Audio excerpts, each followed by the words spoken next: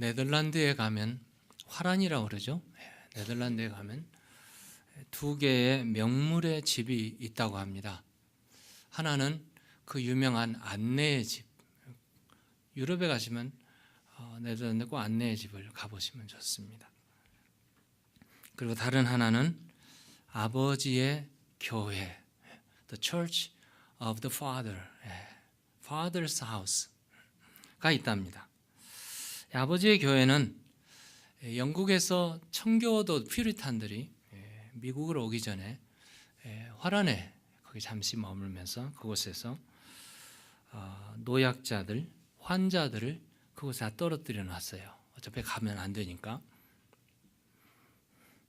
그 내려놓고 간 곳이 거기가 교회가 형성이 돼서 그 교회가 바로 아버지의 교회랍니다. 청교도들은 1620년 12월에 미국 신대륙에 도착을 했습니다. 110명이 출발해서 배에서 그냥 뜨거운 또 풍랑에서 죽었어요. 그리고 미국에 도착해가지고 그 해에 겨울 12월 달에 도착을 했습니다. 그래서 겨울을 넘기는데 너무너무 힘들었어요. 열병, 패스트라고 그러지, 열병이 들어가지고 110명 중 55명만 서바이브를 했습니다. 얼마나 많이 죽었어요. 50여 명이 살아남아가지고 그 해에 인디안들에 도와서 거기에 옥수수를 심고 호박을 심고 이런 것들을 심어가지고 농산물을 다 가지고 교회에 나와서 감사 예배를 드렸습니다. 이것이 추수감사절의 기원입니다. 오늘은 추수감사주일입니다. 추수감사주일은 한 해 동안 하나님께서 베풀어 주신 은혜를 기억하면서 하나님께 주신 은혜, 주신 사랑, 주신 축복을 감사하며 하나님께 영광을 드리는 귀한 한 주일, 한 주간입니다. 그래서 오늘 다니엘의 감사, 다니엘이 어떤 감사를 했을까 찾아보면서 함께 은혜를 나누려고 합니다. 다니엘은 바벨론의 포로로 사로잡혀 갔던 전쟁의 포로죠. 전쟁 포로와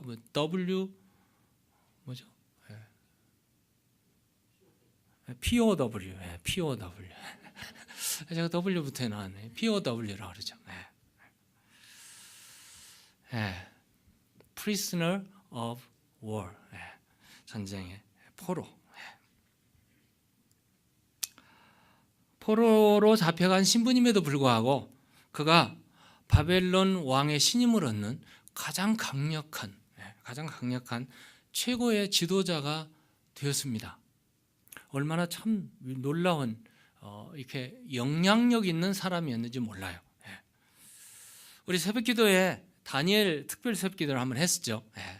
그 말을 조금 더 종합을 해본다면은 가장 그 당시에 최강의 나라에서 바벨론이 최강의 나라였고 오늘 나오는 다리오 왕은 120도를 다스리는 120명의 거버너들이 있는 요즘 미국으로 말하면 미국이 50개 주죠. 50개 주인데 지금 바벨론은 여기 메데파사 바벨론은 120개 주예요. 그러니까 미국보다 훨씬 영향력 있는 그 당시에 그런 파워풀한 나라였습니다. 그 나라에 120명의 이 거버너들이 있었고 그 거버너들 중에 중심적인 대표적인 세 사람을 뽑았는데 총리들이죠. 총리 세 사람. 세 사람을 뽑았는데 세 사람 중에도 가장 민첩한 사람이 누구였는가? 다니엘이었어요. 그래서 왕이 누구보다도 다니엘을 신임하는 그런 사람이었습니다. 그러므로 좀 총리 중에서도 좀 요즘적으로 표현하면 실세 총리라고 말할 수 있죠. 실질적인 세력을 가진 사람이 다니엘이었습니다. 그러다 보니까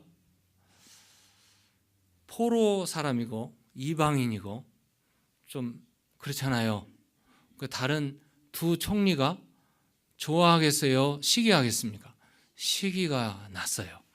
두 총리만 시기난 게 아니라 고관들, 방백들이 전부 다니엘을 언제 끌어내리느냐, 그게 관심사였습니다.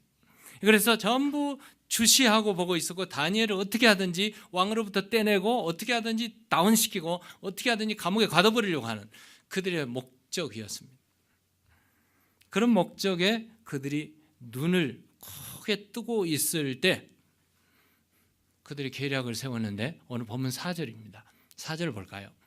우리 함께 읽겠습니다. 시작. 이에 총리들과 고관들이 국사에 대하여 다니엘을 고발할 근거를 찾고자 하였으나 아무 근거, 아무 허물도 찾지 못하였으니 이는 그가 충성되어 아무 그릇됨도 없고 아무 허물도 없음이었더라.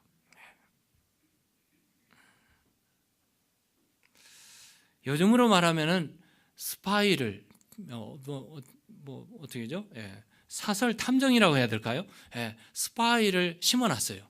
다니엘이 가는 곳마다 뒷조사하고 따라다니고 다 따라다녔어요. 혹시 비리가 있을까? 혹시 요즘 미국에서 자주 쓰는 여자 스캔들이 있을까?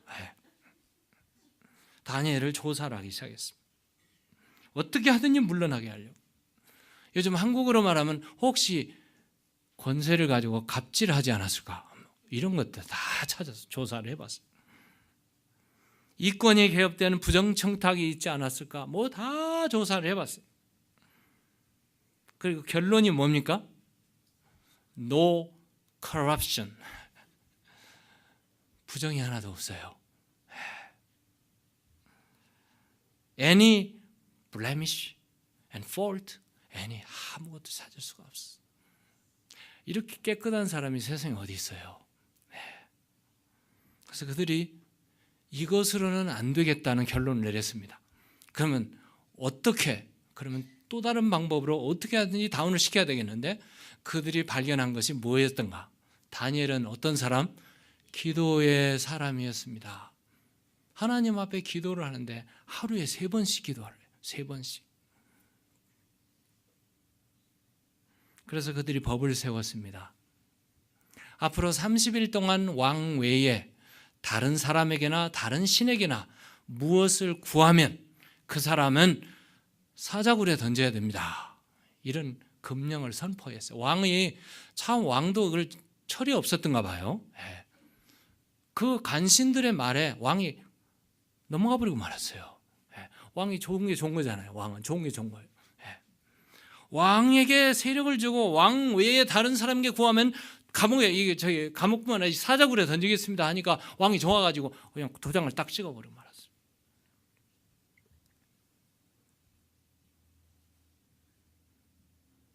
조서가 꾸며졌습니다. 온 나라에 방이 붙었습니다.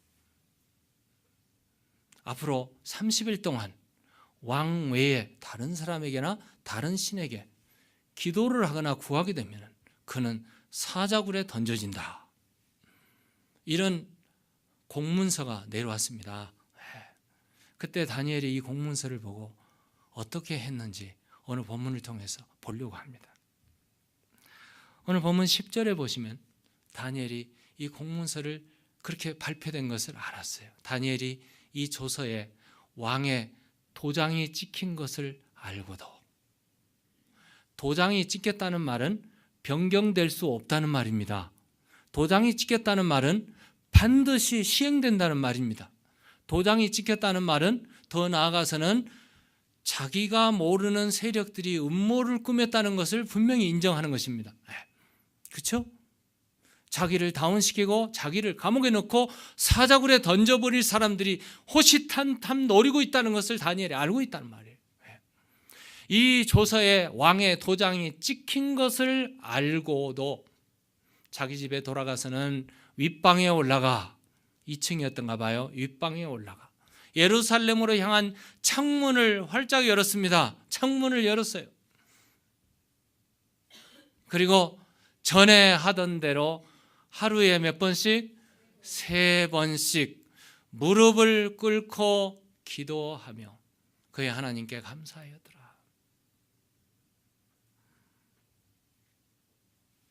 기도하면 사자굴에 던져진다는 사실을 알았습니다. 기도하면 그 즉석에서 죽게 된다는 사실을 알게 되었습니다. 그것을 다 알면서도 다니엘이 기도를 포기할 수가 없었습니다. 우리 같으면 어떻게 해야 될까요? 자, 너 썬데이에 교회 가서 기도하면 만불을 잃을 거야. 여러분에게 그렇게 말한다면 만불과 한 주 스킵하면 되잖아요.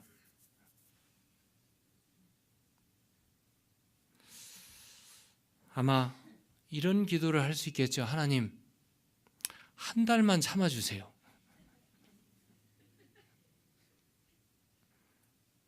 한 달 동안만 내 기도를 쉬겠습니다. 잠깐. 하나님이 나를 너무 잘 아시죠? 내가 왕의 신임을 이렇게 잘 받는 사람입니다. 한 달만 하나님이 눈 감아 주시면 내가 그동안 못했던 것까지 더 많이 잘할게요. 이렇게 말할 수 있잖아요. 아니면 저 같으면 이런 생각도 해봤어요.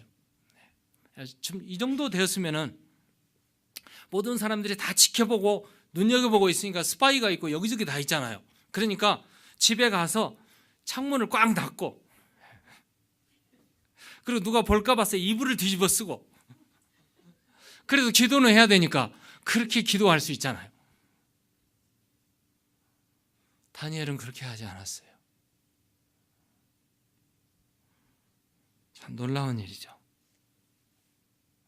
집에 돌아가서 지금까지 해오던 대로 위층에 올라가서 창문을 활짝 열었어요.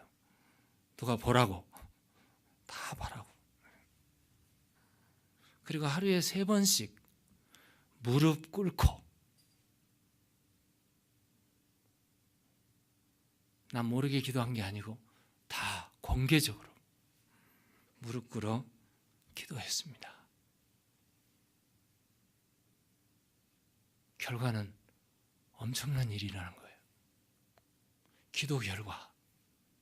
근데 저는 이런 생각을 해봤어요. 기도했는데 그 기도 내용이 뭐였을까? 다니엘이 무슨 기도를 했을까? 오늘 본문 다시 보시면 10절을 다시 한번 보세요. 이 빨간 글씨를 잘 보세요.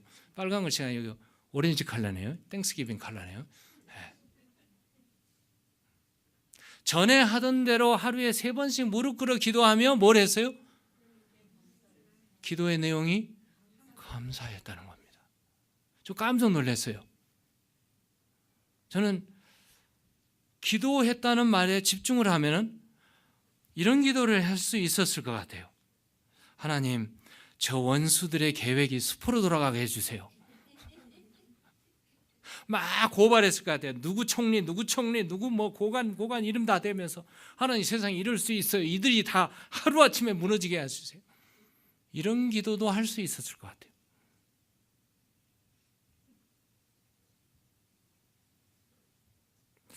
좀 더 심하게 기도한다면 나를 사자굴에 던지려고 한 놈들 다 사자굴에 던져버리세요.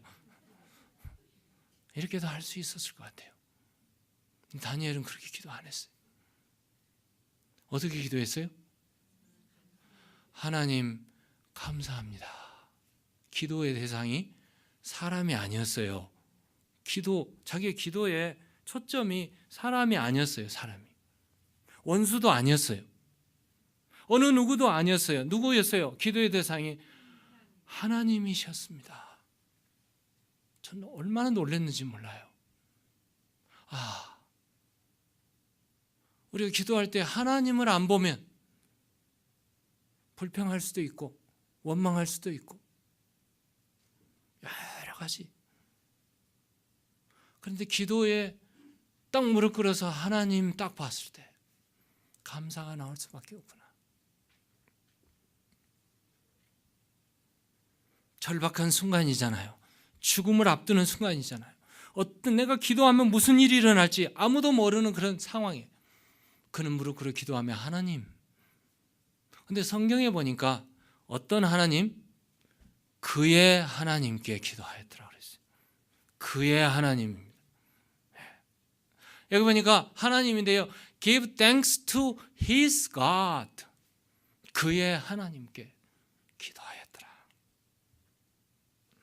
저는 이 감사의 내용을 두 가지로 요약해 봤어요.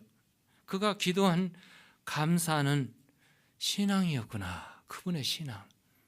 우리가 드리는 감사의 척도는 신앙의 척도가 감사예요. 감사를 하느냐 마느냐에 따라서 신앙이 결정된다고 볼 수 있어요. 다니엘의 감사는 하나님께 감사했어요. 우리 중에는 사람에게, 부모에게 감사하고 친구에게 감사하고 또 뭐 여러 이웃에게 감사하고 스승에게 감사하고 감사하는 사람 참 많아요. 근데 정작 감사해야 될 하나님께는 감사를 잃어버린 사람들이 있단 말이에요. 사실 가장 중요하게 가장 먼저 감사해야 될 분이 누군가? 하나님이십니다. 하나님. 다니엘의 감사는 하나님께 감사였습니다. 하나님께 감사. 그 하나님이 어떤 하나님? 나의 하나님, 나의 하나님이었습니다. 다니엘은 과거를 생각했을 거예요. 포로로 사로잡혀 왔고 똑똑할 수 없었고 죽을 수밖에 없었고 묻혀버릴 수밖에 없었던 나를 오늘 여기까지 인도하신, 총리로까지 세워주신 하나님, 그 하나님은 나의 하나님.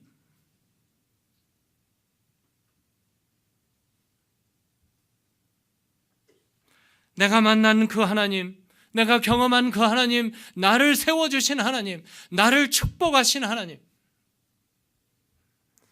티네이저 때 사로잡혀 와가지고요, 환관장이 이거 먹어라 저거 먹어라 주는데요, 보니까 고기 덩어리들이 있었고 포도주, 술이 있었어요.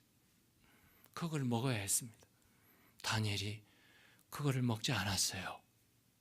10일 동안 테스트 해달라고 그랬어요.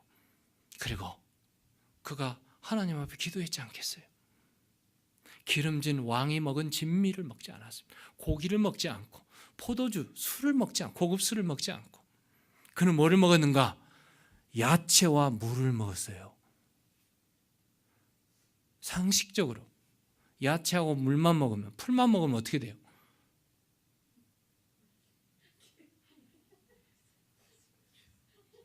네, 다니엘은 야채하고 물만 먹었는데 고기 먹은 사람보다 더 건강했습니다. 그렇게 만드신 분이 누구셨을까요? 나의 하나님. 그냥 하나님이 아니에요. 나의 하나님. 내가 만난 하나님. 내가 경험한 하나님. 나를 이렇게 만드신 하나님. 야채만 먹어도, 물만 먹어도 나를 더 건강하게, 더 지혜롭게, 다른 모든 사람들보다 지혜가 10배나 더했다고 그랬어요. 그렇게 만드신 분이 하나님이셨습니다. 그 하나님께 감사한 거예요. 사실 노년에 지금 사자굴에 갔잖아요. 그러니까 공직 생활에, 젊었을 때부터 공직 생활에 계산해 보면 거의 80년을 하나님이 시켜주신 거예요. 80년 동안 공직 생활을 하면서 다니엘에게 축복하신 하나님, 많은 사건들이 있지 않겠어요? 많은 부정, 비리, 물론 이런 것들이 많이 있었지 않겠어요? 근데 그 모든 것을 다 피해가게 만드신 분이 하나님이셨습니다. 그 하나님께 감사하였더라. 감사는 신앙의 척도입니다. 내 믿음이 있는 만큼 감사하게 돼 있어요. 감사는 신앙 문제지 환경 문제가 아닙니다. 환경이 나쁘다고 감사 못한다? 아니에요. 환경을 보니까 그렇습니다. 우리가 방금 불렀던 우리 찬송가 66장이죠. 다 감사드리세. 온 마음을 주께 바쳐. 다 감사드리세.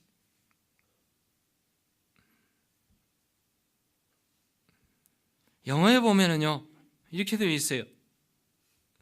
Give thanks, thank God, we all of us, with heart and hands and voice. 우리의 손과 마음과 목소리를 다 온 마음을 다해서 주를 찬양하죠. 근데요, 지금 이 찬송가를 작시한 목사님이셨는데요, 이 목사님은 지금 환경이 감사할 환경이 아니었어요.